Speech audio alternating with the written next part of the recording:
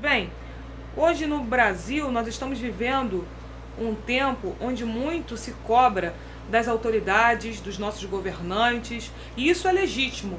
Contudo, eu gostaria de chamar a atenção para a responsabilidade da população brasileira, entendendo que essa mesma população possui mais de 86% de indivíduos, de cidadãos brasileiros cristãos, e como um bom cristão, o manual de vida e prática deve ser as Sagradas Escrituras.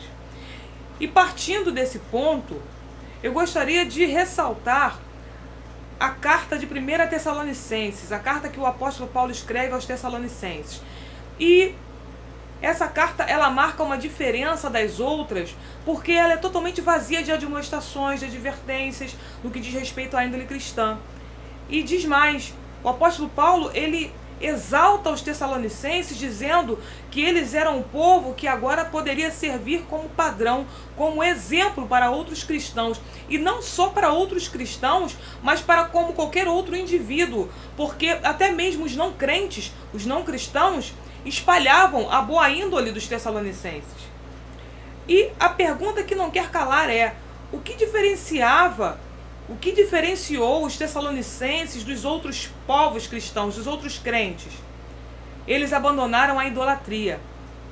Eles abandonaram a idolatria. E aí vem uma segunda pergunta: o que faria, ou melhor, o que continha nessa mensagem de Paulo que chegou lá em Tessalônica e fez com que os tessalonicenses mudassem, abandonassem uma cultura para agora adquirir uma nova ideologia? Ideologia essa que serviria como respaldo para o comportamento cristão de novos crentes. O poder do Evangelho. O poder do Evangelho consiste em transformação, em mudança. O Evangelho que o apóstolo Paulo pregou apresentou aos Tessalonicenses uma proposta irrecusável, uma proposta de transformação. E o que eu quero dizer com isso? Eu quero dizer que o Evangelho é poder.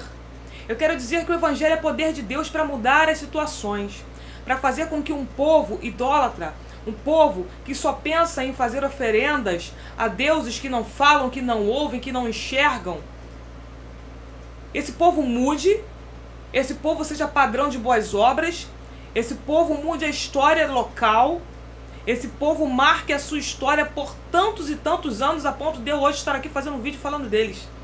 Eu quero dizer que o Evangelho é poder de Deus, e o Evangelho que Paulo pregou foi o Evangelho de transformação. O Evangelho que Paulo pregou foi o Evangelho que Jesus pregou em Lucas 4,18, quando ele disse que o Espírito de Deus está sobre mim e me ungiu para pregar boas novas aos quebrantados, aos pobres, aos cativos, aos cegos, aos oprimidos. Agora eu te pergunto, para que Jesus viria pregar aos pobres, se não fosse para que os pobres deixassem de ser pobres, se não fosse para que os cegos passassem a ver, se não fosse para que os libertos encontrassem libertação? O Evangelho é transformação, é mudança de índole, de mentalidade, de caráter, de comportamento, é mudança de objetivos, é mudança de intenção. Como é que uma nação que tem mais de 86% de gente crente vive o caos que nós estamos vivendo? Nós, enquanto igrejas, precisamos viver o verdadeiro Evangelho, o Evangelho que é pregado. Se não promove mudança, se não promove transformação, esse Evangelho é falso, que seja anátema. Então eu chamo a responsabilidade do povo que se entende como povo de Deus. Eu sei que nós temos que cobrar das autoridades que foram instituídas por Deus, por nosso intermédio, por intermédio do voto, devem sim arcar com as suas responsabilidades, contudo, e a nossa responsabilidade enquanto igreja? E a nossa responsabilidade enquanto povo de Deus? Qual tem sido o nosso comportamento? O que nós temos feito para mudar essa situação? Pelo contrário, a bancada evangélica que mais envergonha o Evangelho de Cristo, que não é Evangelho de Cristo, não representa o Evangelho de Cristo. O Evangelho de Cristo não é para trazer escândalo. O Evangelho de Cristo não veio para trazer confusão, para trazer contenda, discórdia no que diz respeito à boa índole. O Evangelho de Cristo não veio para roubar os pobres. Pelo contrário, veio para tornar-lhes ricos entendendo que a riqueza não consiste em bens materiais, porque Jesus disse, bem-aventurados os pobres de espírito. Ou seja, o que é riqueza para Jesus? O que foi riqueza para Salomão? Sabedoria e entendimento. Quem conhece a verdade é liberto, é livre. Conhecereis a verdade vos libertará. Então eu chamo a responsabilidade a começar por mim, aqueles que se entendem como igreja do Deus vivo.